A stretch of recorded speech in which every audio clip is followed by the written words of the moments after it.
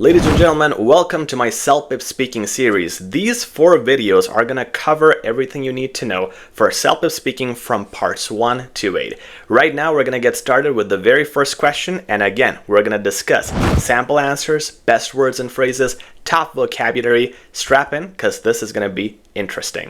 The very first question in your CELPIP Speaking exam is a suggestion question. Something like, your friend is trying to lose some weight. Offer him or her some advice on how to lose weight. Something simple like that. It's an advice situation. Now, your questions could also be different. For example, your cousin is planning to move to a new city for work. Offer him or her some advice. Or your classmate is nervous about giving a big presentation. Offer some advice. Your neighbor wants to save money for a new car. Guess what? Offer advice. Your younger brother or sister is struggling with time management in school and you want to make some suggestions again. You see the nature of all these questions. They're all informal, which means you can right away start with words like hi Bob, hi Sarah, just casual names like those, and that could apply to almost every situation here. Cousin, classmate, neighbor, all of them can be Bobs. You can also say, hey Bob, if you want to be super informal and friendly, which is completely fine because this is an informal question. So let's have a look at this question type. Your friend is trying to lose some weight. Offer him or her some advice on how to lose weight. We start with, hey Bob. And this is our introduction. I know you have been thinking a lot about shedding some extra pounds, and I completely get where you're coming from. We give the greeting, we say I know that this has been the case, and I can completely understand, or I completely get. We're showing our empathy, and we're being more human instead of having a strict pattern like it's an exam. Now, the next thing you're going to say is, let me share a few ideas that could really help you stay on track.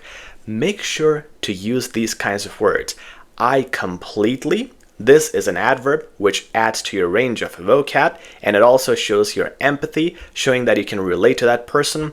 Then when you say, let me share these ideas, and later on you start sharing them, the let me builds a very good flow, and you have marks for flow, coherence, and structure. Do you want guaranteed improvement in your CELPIP exam? Well, check out internet's best-selling CELPIP course in the description with more than 75,000 students and a 4.8-star rating. Check it out in the description.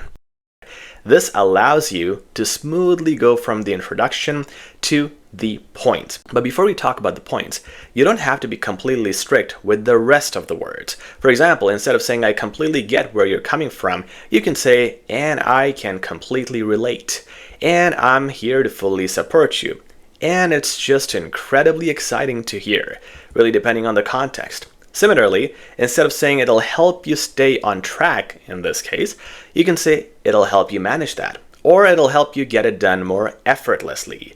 So you can always play around with words, make sure they're related to the context. Now here on your screen, you see the 3 points that we would give in this kind of scenario. In this question, the 90-second question, the very first question, you want to build your answer with 3 key points that you can see on your screen. But you just don't do any 3 points. You build it with a purpose. The first sentence of each point, as you would notice, does not give the entire story. The first sentence is a simple sentence, which is simple on purpose because you want to start with the main idea at the start and later elaborate. This is what academic writers and speakers do. This is the most advanced way of doing things. You don't give the process at the start, you just shine on the topic a little. And it's also important for your vocabulary because at the start you would have simple sentences, later you would have complex sentences, giving you that range. So something simple like at the start you see here, first off, you might want to focus on your diet, but not in a restrictive or miserable way. That's it. We don't give more definition, more detail anywhere here in the first sentence. The latter sentences is where we expand. For example, then we say, instead of cutting out all your favorite foods, try portion control and balance. So here we define the process. Similarly, in the next point, we were saying you don't have to live in the gym. Just find activities you enjoy. Brisk walking, cycling, or even dancing can burn calories and keep your energy levels high.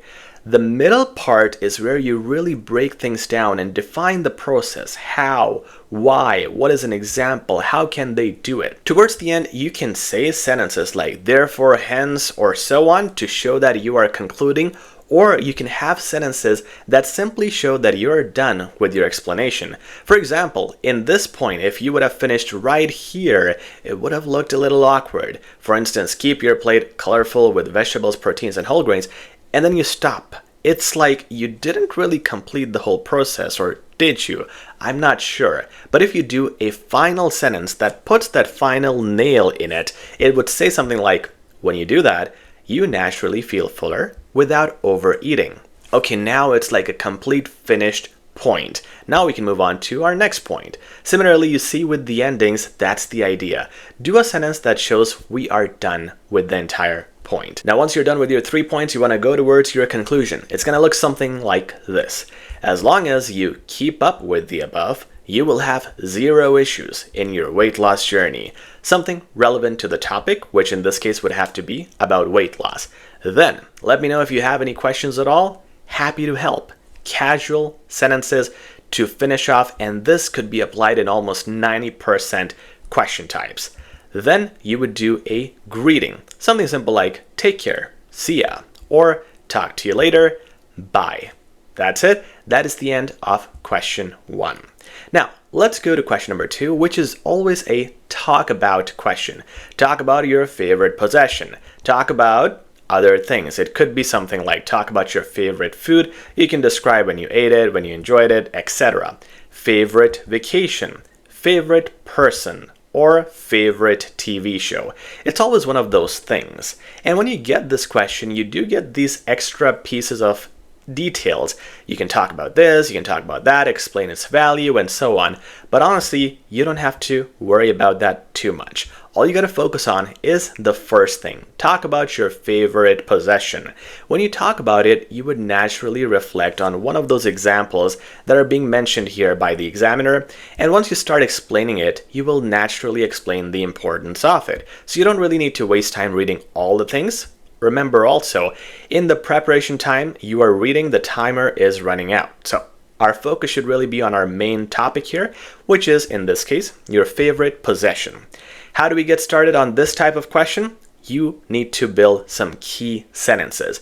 The first sentence, for example, would be, my most treasured possession is the wristwatch my father gifted me on my 18th birthday. This builds your start, answers the question, what is the possession? This is the one. First sentence right away mentions that. Now, the second sentence mentions a quality of that possession or the topic you're speaking on. It is not just a practical accessory, but a symbol of connection and memory. So now it talks a little bit more about the quality of it. It doesn't define the entire detail right away, but the second sentence just gets you towards that point without giving too much detail. Where is the detail? It is in sentence 3 and sentence 4. Sentence 3 says, firstly, the watch itself is beautifully crafted with a sleek silver frame and a timeless design that complements any outfit. Its elegance is simply unmatched since this kind of design speaks high quality. This point touches on the design, the looks, the appearance, and it is using very advanced words, and you should try your best to use them as well. This is where you expand. Sentence 3, you give details. Sentence 4 is where you give another point. You mention another detail which is important or relevant to your topic. In this case, it's going to be, on top of that, it has this glowing yellow color, which makes it truly stand out. It shines in a way that makes it appear as real gold, even though it's not really authentic gold. Now here we're talking about the appearance, how it looks. It shines and it's yellow. Defining that is what we're doing here, and that is another point. You basically have 2 main points if you look at them, and you're defining them with quality, not saying a bunch of things, but staying focused on those 2 points and just expanding on them. Now when you're saying all this stuff, make sure to emphasize key points. Everything you see here in yellow should be emphasized. It's not just reading or saying these answers correctly, it's about how you express them, because tone has marks. So if I read this, I'm going to say, Firstly, the watch itself is beautifully crafted with a sleek silver frame and a timeless design that complements any outfit. Its elegance is simply unmatched, and so on. You basically see the idea wherever you have those adjectives or qualities you want to really point out, make sure your volume goes up. Now, the next sentence is going to be an emotional sentence. Focus here on defining the importance or the value of what you are talking about, in this case, the wristwatch. More importantly, every time I glance at it, I'm reminded of my father's wisdom and encouragement. It feels like carrying a piece of his presence with me, even when we're miles apart. This is emotional. This shows the value or importance, and it is something that you're always asked to do in this type of question. Finally, towards the end, sentence number 6 is your final one sentence. The last sentence starts with overall and wraps up the whole idea. Overall, this watch is a true reminder of the people who matter the most in my life. There you go. That's your finish. Now, let's say we have a different topic, something like talk about your favorite vacation, and I want to show you another topic because you can just have about any type of topic. If you're faced with this, once again, follow the sentences. Sentence number 1. My most unforgettable vacation was the trip I took to Barcelona with my family 2 years ago. The second sentence will touch a little bit more on this. It was not just a getaway, but an experience that combined culture, history, and joy in one place. Sentence number 3 is going to be your first point. Firstly, the architecture of Antoni Gaudi absolutely fascinated me, especially the Sagrada Familia, which left me speechless with its intricate details and spiritual aura. Sentence number 4 gives the second point. In addition, the vibrant street life in La Rambla made the city feel alive, filled with music, food stalls, and entertainers that turned every evening into a celebration. Sentence number 5 gives the importance. More importantly, this trip gave me quality time with my family, strengthening our bond and creating memories that I will carry forever. Sentence number 6 wraps it up. Overall, this vacation represents not only beauty and discovery, but also the priceless value of togetherness.